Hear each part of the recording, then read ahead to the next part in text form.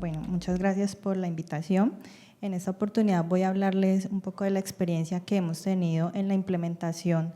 de las pruebas de agregación plaquetaria específicamente, sin no mencionar que en la Fundación tenemos un laboratorio de hemostasia especializado que nació gracias a la necesidad médica que se manifestó en diferentes oportunidades, y a partir del 2016 se inicia la implementación del laboratorio.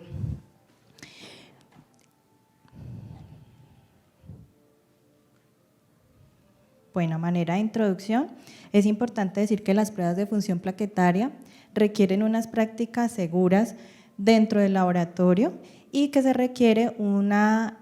preparación, o más bien una infraestructura y un recurso humano idóneo que esté preparado para el manejo de estas pruebas. Cuando hablo de personal, no hablo únicamente del profesional en bacteriología, que es el que está haciendo directamente el análisis, sino también del personal que tiene una formación técnica o tecnológica, que es el que se encarga principalmente de hacer la toma de la muestra. En este sentido, el laboratorio funciona de forma integral con los auxiliares de enfermería, los auxiliares de laboratorio y los otros profesionales que atienden directamente estos casos. También, pues, es necesario guiarse siempre por protocolos y por guías nacionales e internacionales que emiten una serie de recomendaciones que se ajustan de acuerdo a las condiciones de la institución. En esta presente experiencia, o lo que les voy a mostrar que hace parte de nuestro laboratorio, vamos a hablar de la gregometría por transmisión de luz. ¿Cuáles son los temas que vamos a tratar? Entonces, las consideraciones que se deben tener en las diferentes fases del proceso dentro del laboratorio, desde la preanalítica hasta la posanalítica, y finalmente les voy a mostrar algunos datos relevantes que hemos recolectado en este tiempo que manejamos la prueba. Como su nombre lo dice, la fase preanalítica se refiere a todos aquellos procesos que están o que suceden antes del proceso de análisis de la muestra. Es decir, desde la emisión de la orden médica hasta antes de iniciar directamente el análisis en un equipo o una plataforma. Aquí, ¿qué debemos tener en cuenta entonces? La orden médica y la programación de la prueba, cómo se va a manejar esa prueba, y esto depende también de ciertas consideraciones fisiológicas que mencionaré más adelante. La toma de la muestra es supremamente importante y en agregación plaquetaria es uno de los grandes retos que hemos tenido, ya que una adecuada toma de muestra interfiere directamente con el resultado que vamos a obtener. Las condiciones de la preparación de la muestra justo antes de que éstas ingresen al análisis. Para empezar entonces con la orden médica y la programación para la prueba, dentro de nuestra experiencia tuvimos que superar grandes retos respecto a la orden médica, y aquí juega un papel importante, como lo mencionaba la doctora Pamela, y que más adelante mencionará la doctora Ramos, la comunicación que se tenga con el grupo médico. Es importante para nosotros conocer el tipo de curva que se le va a procesar a este paciente, cómo de la misma forma conocer la historia o lo que está sucediendo en el paciente para ver cómo el laboratorio entra a apoyar este diagnóstico. Ahí hay dos temas importantes y son los temas administrativos, en donde debemos tener en cuenta que hay pacientes, sobre todo los que vienen por consulta externa, porque los pacientes que están dentro de la hospitalización es un poquito más fácil ese tema administrativo, pero aquellos que vienen por consulta externa con una orden emitida del especialista deben pasar por un proceso de autorizaciones, y teniendo en cuenta que en nuestra experiencia manejamos pacientes que vienen de otras regiones, representa todo un reto traer esos pacientes desde esas regiones tan alejadas, como mencionaba la doctora con el caso que presentó, era un paciente que venía de Leticia. Entonces, cuando ellos vienen por consulta externa, con la preparación que deben tener, que en algunos pacientes, sobre todo en pacientes pediátricos, pues representa un reto ponerlos en ayuno, en dietas bajas en grasa, Entonces era importante para nosotros que cuando el paciente llegara a la toma de la muestra, pues no tuviera temas administrativos como por ejemplo autorizaciones con las entidades de salud o que se autorizara el tipo de curva que no era, que también representa pues como un retraso en la toma de esta muestra y por lo tanto un retraso en el diagnóstico que se le haga a este paciente. Y adicional a eso, pues eso nos aportaba a nosotros para tener claridad en el procesamiento del tipo de curva que debemos hacer. Dentro del laboratorio manejamos 4 tipos de curvas diferentes, que esto va a depender de lo que se le esté buscando al paciente. Tenemos curvas para sangrados, curvas para trombosis, curvas para diluciones de ristocetina, que son ya específicamente para pacientes que están diagnosticados con enfermedad de von Willebrand. Entonces, esta información que nos puedan aportar desde los especialistas, que finalmente son los que tienen el paciente directamente, pues nos sirve para avanzar en el proceso de la toma de la muestra.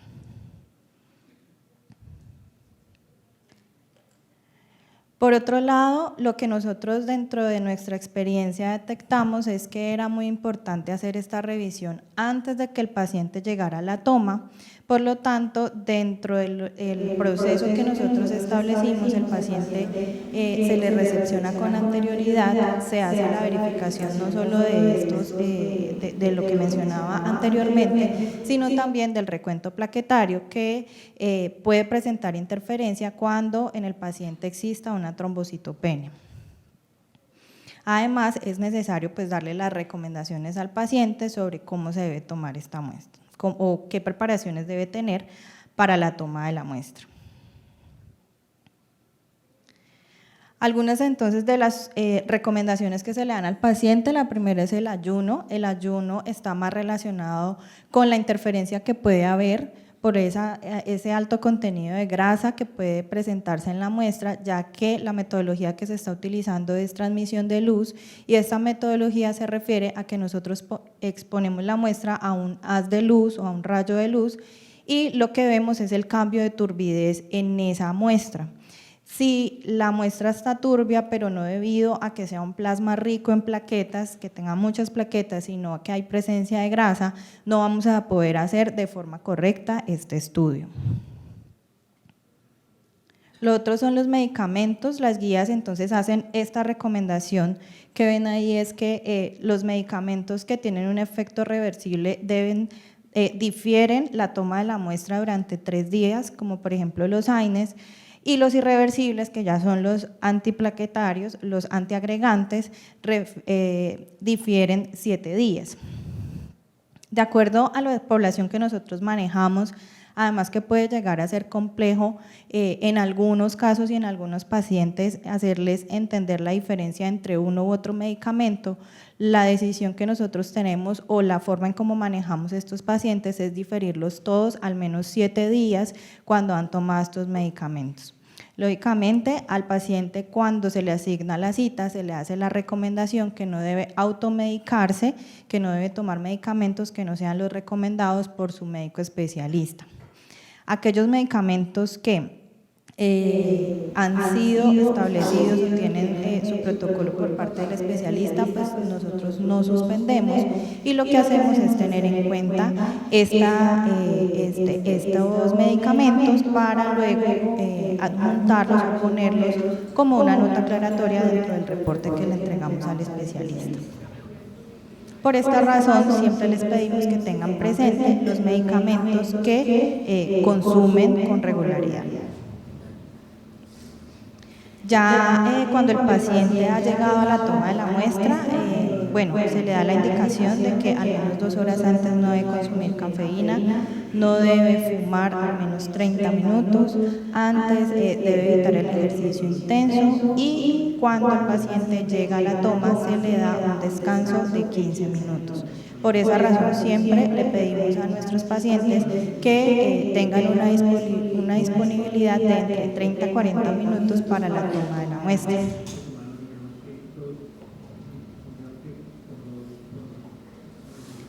Ya en la toma de la muestra, entonces, que sigue siendo parte de la fase preanalítica, tenemos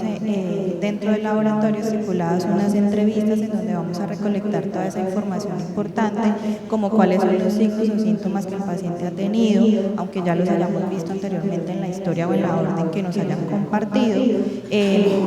cuáles son los medicamentos que están consumiendo, porque esta información va a ir en el reporte que se le entregue al médico, y pues algún otro medicamento que de pronto haya consumido por alguna razón. Entonces, esto lo hacemos también como para hacer un filtro, porque hay pacientes muchas veces que llegan a la toma de la muestra y se han automedicado porque tuvieron un dolor de cabeza, porque tuvieron un cuadro febril, ¿sí? Entonces han llegado automedicados, incluso pues hemos tenido pacientes que tenemos que diferir porque han estado consumiendo justo antes de la toma, 2 o 3 días antes, aspirina, porque pues, dicen que eso los hace sentir mejor o les mejora algún dolor, algún síntoma. Entonces procuramos de todas maneras que se haga este filtro, a pesar de que el paciente ya se le ha hecho las recomendaciones con anterioridad. Para la toma de la muestra tenemos en cuenta estos 3 puntos importantes, que son el uso del torniquete. No se debe utilizar en lo posible para las pruebas de coagulación en general, más específicamente para la agregación plaquetaria, y en caso de que se requiera utilizar porque el paciente tiene un difícil acceso venoso, este no debe exceder el minuto de estar colocado. E inmediatamente, cuando ya se inicia la punción y la toma de la muestra, entonces el torniquete debe ser retirado. Todas estas recomendaciones son las recomendaciones que deben seguir el personal del laboratorio y que debe estar capacitado para entenderlo y para saberlo en el momento que se tome la muestra. El calibre de la aguja también es importante para evitar hemólisis de la muestra y que sea tomado en los tubos correctos. Con respecto a los tubos, cada laboratorio debe estandarizar el tipo de tubo que va a utilizar y tener presente cuál es el nivel de llenado, porque eso también nos va a interferir. Uno de los grandes retos es con los pacientes hospitalizados o que se encuentran en las unidades de cuidado intensivo, ya que generalmente la toma de la muestra la realiza el personal que se encuentra en este servicio y pues ellos no tienen la claridad en algunas ocasiones de que tener todas estas consideraciones, y cuando las muestras llegan mal tomadas podemos tener efectos dilutorios en la muestra que nos impiden hacer unas pruebas adecuadas o obtener unos resultados adecuados.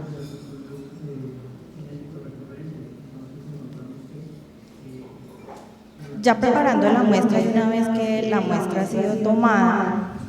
entonces dentro del laboratorio se realiza un acondicionamiento de esta muestra, que es obtener inicialmente un plasma rico en plaquetas, el cual se obtiene dejando reposar la muestra al menos unos 15 minutos, máximo 1 hora, y la separación se va a hacer por medio de centrifugación. Esta centrifugación no es un proceso pues tan mecánico como se hace con otras muestras dentro del laboratorio, ya que las pruebas de coagulación requieren unas condiciones específicas de centrifugación para evitar activar las plaquetas por el golpe que hacen estos instrumentos. Entonces, se tienen definidos por protocolos diferentes tiempos y velocidades a las que se debe centrifugar. Existen diferentes guías que sugieren algunos tiempos y algunas velocidades. Sin embargo, el laboratorio debe hacer una verificación de estas condiciones de acuerdo a los instrumentos que tenga en su laboratorio. Y también pues lo que se busca con esta centrifugación es disminuir la contaminación de la muestra con otras células sanguíneas. Luego de esto, entonces de la muestra vamos a obtener el plasma pobre en plaquetas. Aquí lo que hacemos es que luego de haber obtenido ese plasma rico que se separa, volvemos a hacer un proceso de centrifugación ya para separar esta muestra en bajas cantidades de plaquetas. ¿Cómo aseguramos nosotros que el uno es rico en plaquetas y el otro es pobre en plaquetas? En nuestro caso, nosotros nos apoyamos en los equipos, los contadores hematológicos, para saber cuál es el recuento que estamos obteniendo en estos plasmas.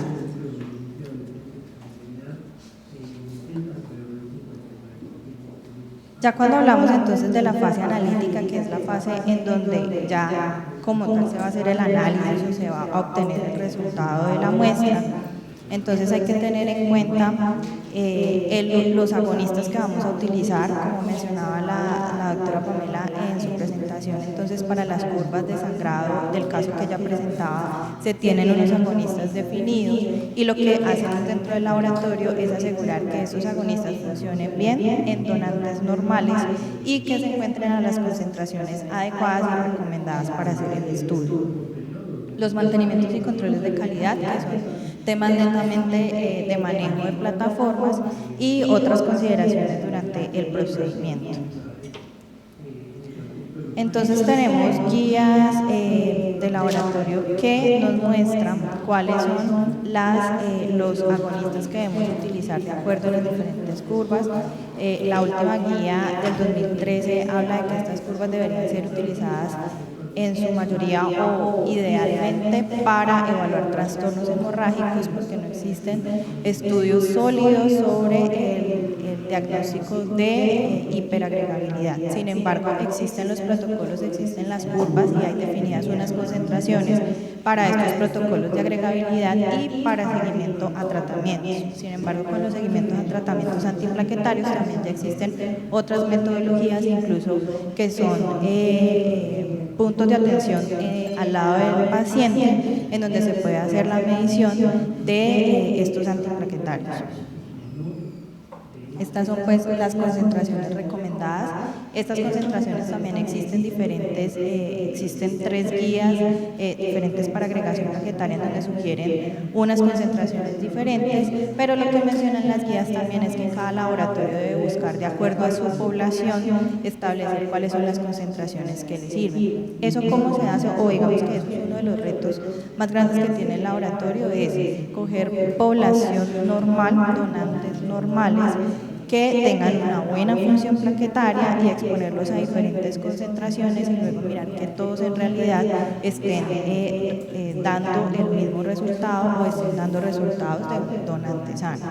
El reto con esto es conseguir los donantes sanos, ya que primero para hacer este tipo de estudios de verificación dentro del laboratorio debe existir un consentimiento informado y esto lo debe hacer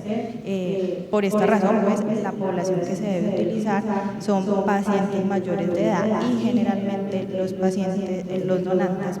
mayores de edad pues consumen algún tipo de medicamento o productos naturales y esto nos impide muchas veces ingresarlos dentro de ese estudio que hacemos en el laboratorio. Entonces son estudios que pueden durar mucho tiempo y pueden prolongar mucho tiempo, hacer una verificación del uso de las diferentes concentraciones de los agonistas.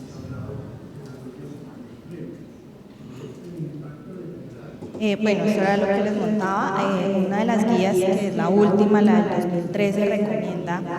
que siempre que se realice un montaje de agregación plaquetaria yo debería montar un donante sano para verificar que todo esté funcionando correctamente. Sin embargo, conseguir un donante sano cada 2 días o cada día es difícil, además que es si consigo un solo donante sano, es que ese donante se deje funcionar todos los días o cada 2 días, y pues eso también es bastante dispendioso. Por esa razón, dentro del laboratorio lo que nosotros hacemos es verificar el buen funcionamiento de la plataforma de 2 maneras, haciendo calibraciones y autochequeos con unas soluciones que nos envían los fabricantes, en donde nos dan las densidades ópticas en las cuales el equipo debe dar lectura, y los estamos continuamente pasando, sobre todo cuando hay montaje de pruebas. Y lo otro son los controles de calidad externos. Actualmente tenemos el control de calidad externo del CAP, del Colegio Americano de Patólogos, en donde ellos nos envían unos retos, unas muestras reto, que ellos ya tienen preferido cómo les va a dar, y nosotros lo procesamos y enviamos el resultado. Luego nos comparamos a ver si estamos siendo comparables con el resto de laboratorios participantes. De esta manera, pues aseguramos que nuestra metodología está funcionando correctamente.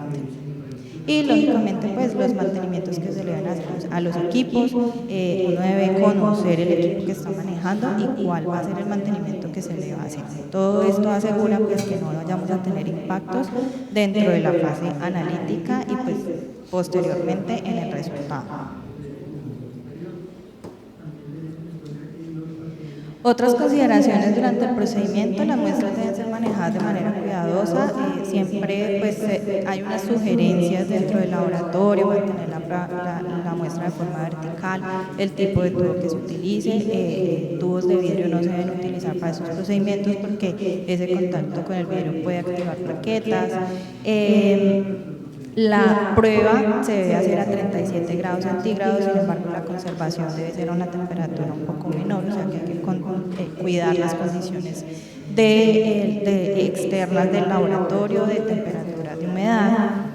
La prueba se debe hacer en un máximo de 4 horas, o sea que debe haber personal dedicado a hacer este tipo de pruebas. Y debemos asegurar tener un plasma rico en plaquetas y el plasma pobre para tener los puntos de arranque de la curva de 0% a 100% de agregación. Ya para la posanalítica, la participación del laboratorio entonces está en enviar o dar al médico la información relevante de esta prueba. Como lo mostraba la doctora Pamela, entonces es importante mostrar las curvas, no es solamente mostrar el dato de porcentaje de agregación, sino cómo se está comportando esa curva, porque hacer un análisis de esa curva, de cómo se está formando, también puede aportar alguna información para el médico, como pues es el que ven ahí, en donde en la curva se está viendo claramente que hay una disminución en la exposición a algunos agonistas. Y también informar o alguna otra información relevante, como este caso, que es un paciente que tiene recuento de plaquetas demasiado bajo y por lo tanto se obtuvo una curva así. Sin embargo, esto no está asociado a alguna patología, sino que está más asociado a que el recuento de plaquetas es tan bajo que no alcanzamos a hacer la lectura de la función plaquetaria como tal. Lo recomendado es que si las plaquetas están en un recuento por debajo de 100.000, pues no se debería hacer estas pruebas, porque se ha visto que con recuentos de 95, 90.000 empiezan a hacer este tipo de curvas que pareciera como que no agrega con nada, pero en realidad es más porque no tiene suficientes plaquetas para inducir una curva o un cambio en la transmisión de luz en la cubeta que se está midiendo.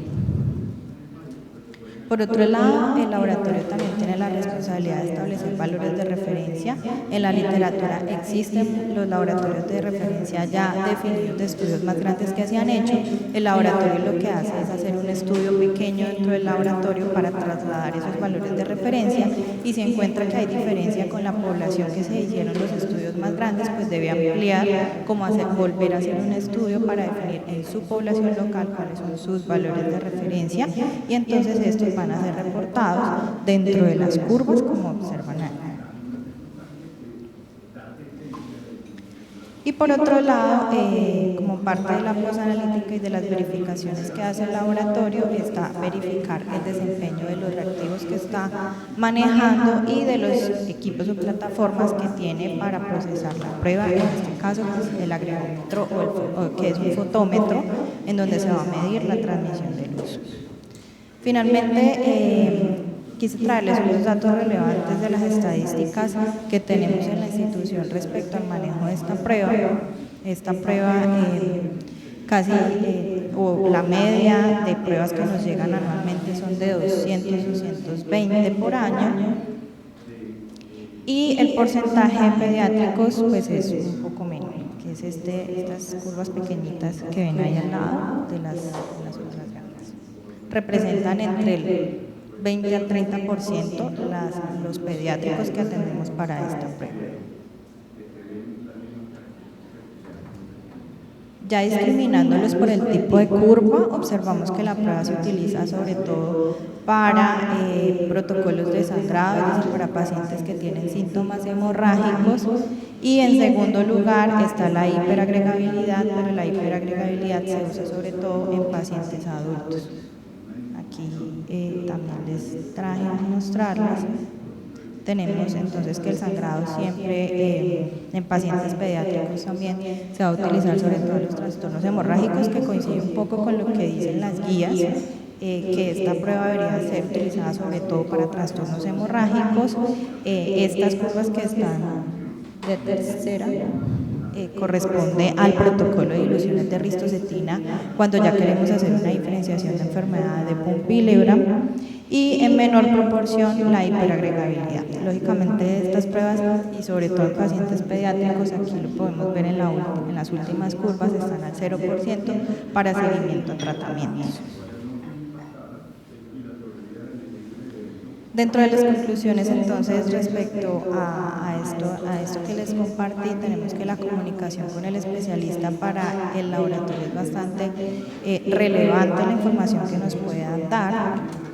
que debe tenerse en cuenta la capacitación continua. Entonces, dentro de los laboratorios que implementen estas pruebas se debe garantizar una educación continua de todo el personal para que maneje adecuadamente las mismas, que la gregometría plaquetaria tiene recomendaciones, guías que pueden sugerir cómo se debe hacer estas investigaciones, y sobre todo es útil en trastornos hemorrágicos, que cada laboratorio debe estandarizar sus procesos y sobre todo esta fase preanalítica para garantizar que no haya un impacto en el resultado que se vaya a obtener y no derivar al paciente a estudios de pronto innecesarios o confundir un poco el diagnóstico, y que la fase posanalítica es necesario reportar toda la información necesaria. Por esa razón el laboratorio debería obtener la mayor cantidad de información que se tenga sobre este paciente para el momento de la emisión de los resultados. Muchas gracias.